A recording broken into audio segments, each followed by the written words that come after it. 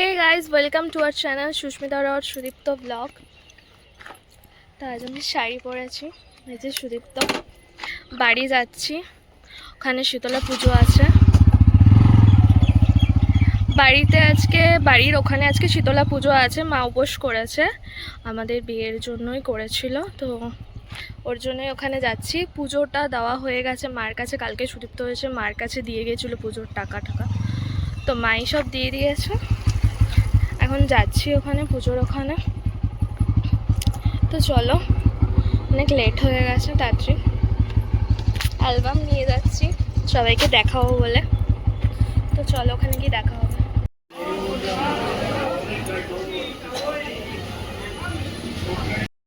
তো চলে এসেছি বাড়িতে।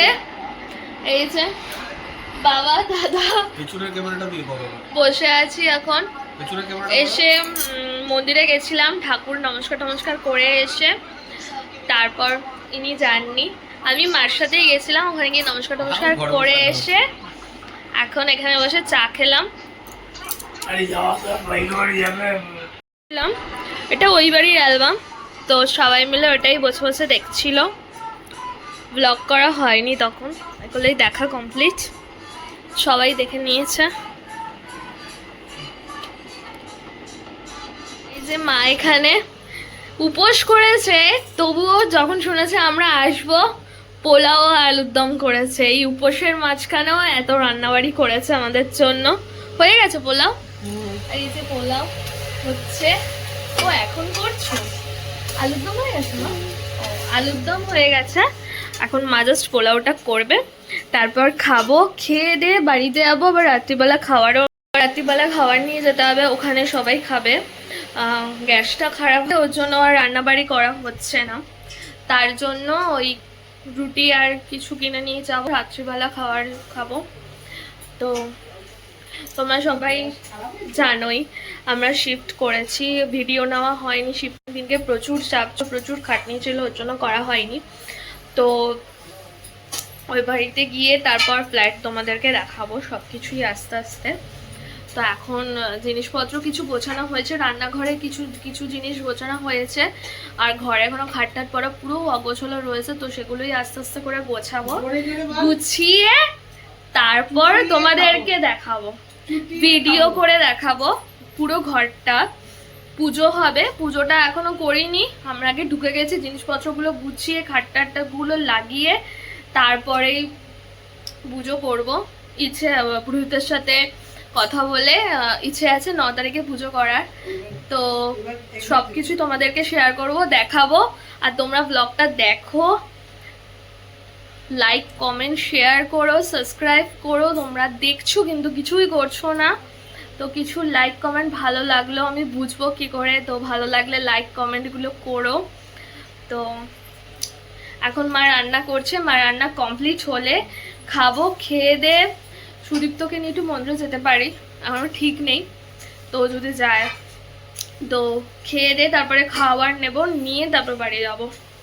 তো তোমরা ব্লগ দেখতে থাকো, লাস্ট পর্যন্ত স্কিপ করবে না। কি সুন্দর হাওয়া দিচ্ছে বলো, কতদিন পর গাছের পাতাগুলো নড়ছে, তাও জোরে জোরে।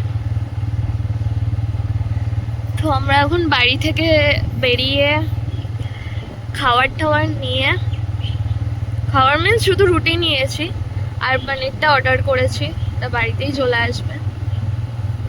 ছেলেটা এখনো বাড়ি যায়নি, ঘুরে বেড়াচ্ছে। দেখো এই জায়গাটা, একটা জিনিস আমার খুব ভালো লাগে, কি বলতো, ফাঁকা, ঘুরে খুব মজা আছে, তাই না বলো? এই যে আমাকে না মনে হচ্ছে, মানে খুব অসহায় লাগছে। অসহায় না, তুমি অ্যাকচুয়ালি শাড়ি পরে অভ্যস্ত নয়, প্রথম কথা। দ্বিতীয় কথা হচ্ছে সেই সময়টা গরমটাও পড়েছিল, যে সময়টা আমরা বেরিয়েছি রোদ ছিল। এবারে গরমে শাড়ি পরে শাড়ি সামলানো চারটিখানি ব্যাপার না। তার মধ্যে আমি শাড়ি পরি না, তার মধ্যে বাইকে একটাই স্ট্যান্ড পা রাখার জায়গা নেই ঠিকঠাক করে যে বসবো। আগের বাইকটা অনেকটা ভালো ছিল এই দিকটা। আমি তো এখন শাড়ি পরা বন্ধই করে দিয়েছি, তোমার এই বাইকে ঠিকঠাক বসতে পারি না বলে। বাবা কি ধুলো চোখের মধ্যে ঢুকলো। বন্ধ করো না, ছোট বন্ধ করো। পুরো কিচকিচ করছে ধুলোটা। ব্যাক করো ব্যাক করো ব্যাক করো। আমরা হেলমেট নিয়েও হেলমেট পরিনি, এদিকে পুলিশের গাড়ি।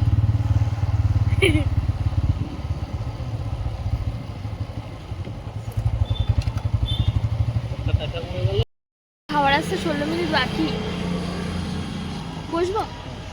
আউচ ভাই, আউচ। কি কষ্ট তোর বাইকে বসতে আমার। কালকে তেল ভরতে হবে। কি করবে? তেল ভরতে হবে।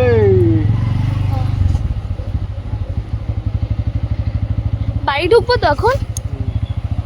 খাবার কতক্ষণ লাগবে আসতে? তো 15-16 মিনিট লাগে। ঠিক আছে। তুমি ঢুকে যাও, গাড়িটা লাগবে। হ্যাঁ